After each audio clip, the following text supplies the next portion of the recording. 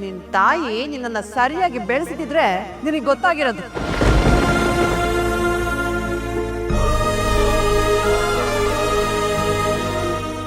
ರೌಡಿಗಳ ಸಾವಾಸ, ದಿನ ಬೆಳಗಾದ್ರೆ ಹೊಡೆದಾಟ ಬಡ್ದಾಟ ವಸೂಲಿ ದಂಧೆ ಮಾಡೋ ನಿನ್ಗೆ ಹೇಗೋ ಗೊತ್ತಾಗತ್ತೆ ಹೆಣ್ಣೆತ್ತೋರ್ ಕಷ್ಟ.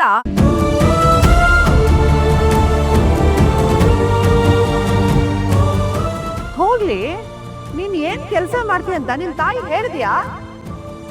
ಹೇಳಿರಲ್ಲ ಬಿಡು.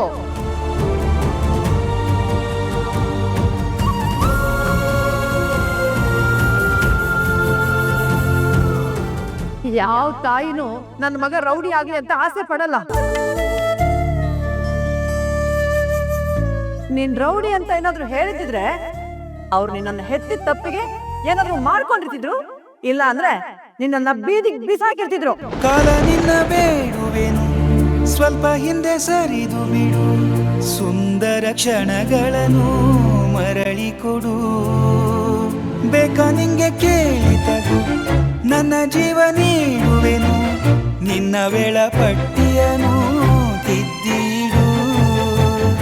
ಇಷ್ಟೊಂದು ಪ್ರೀತಿ ಕೊಟ್ಟು ಹೋಗದಿರು ನನ್ನ ಬಿಟ್ಟು.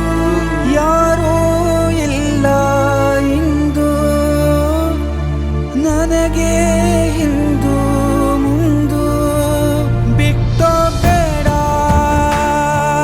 ನನ್ನ ಬಿಟ್ಟೋ ಬೇಡ.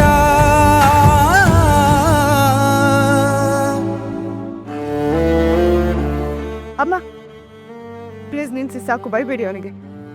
ತಡಿ ಬೇಡ, ನನ್ನ ಇವತ್ತಿನ ಗ್ರಾಚಾರ ಬಿಡಿಸ್ಬಿಡ್ತೀನಿ. ಅಮ್ಮ ಪ್ಲೀಸ್ ಪ್ಲೀಸ್ ಅಮ್ಮ.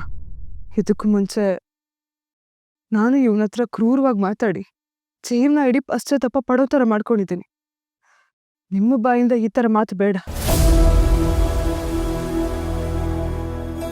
ಯಾರೇ ತಪ್ಪು ಮಾಡಿದ್ರು ಅವ್ರ ತಾಯಿಗೆ ಬಯೋದು ಬೇಡ. ನಾವು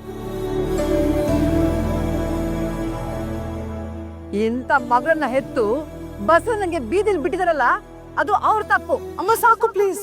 ನೀವು ಹೆಣ್ಣಮ್ಮ, ಇನ್ನೊಬ್ರು ಹೆಣ್ಣಿಗೆ ಬೈದ್ ಬೇಡ, ತಪ್ಪಾಗುತ್ತೆ, ಅದು ಬೇಡ. ನೀನು ತಾಯಿಯಾಗು, ಅವ್ರ ನನ್ ಸಂತ ಏನು ಅಂತ ಗೊತ್ತಾಗತ್ತೆ. ನೀನ್ ಹೇಳದ್ ನಾನು ಒಪ್ತೀನಮ್ಮ, ಆದ್ರೆ ಏನಾದ್ರೆ ಪಪ್ಪ ಇವತ್ತು ಜೀವಂತವಾಗಿದ್ದಾರೆ ಅಂದ್ರೆ ಅದಕ್ಕೆ ಕಾರಣ ಈ ವಿಕ್ರಮ್.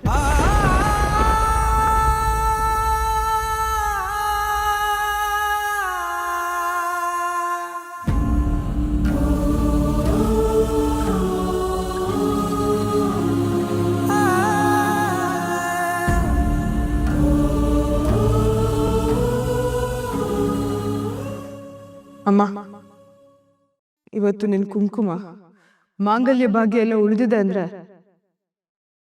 ಅದಕ್ಕೆ ಕಾರಣ ಇದೇ ವಿಕ್ರಮ್.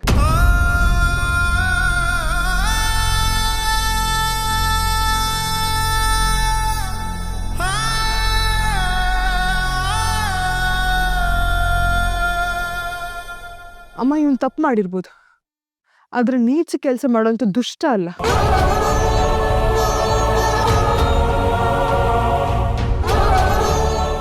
ಅಮ್ಮ, ನೀನು ತಾಯಿ ಬಗ್ಗೆ ಮಾತಾಡ್ತಿದ್ಯಾ, ಆದ್ರೂ ಒಂದೇ ಒಂದು ಮಾತಾಡ್ದೆ ಹೇಗೆ ನಿಂತಿದೆ ನೋಡು. ಅದು ಇವನು ಹೆಂಗಸರು ಕೊಡೋ ಗೌರವ.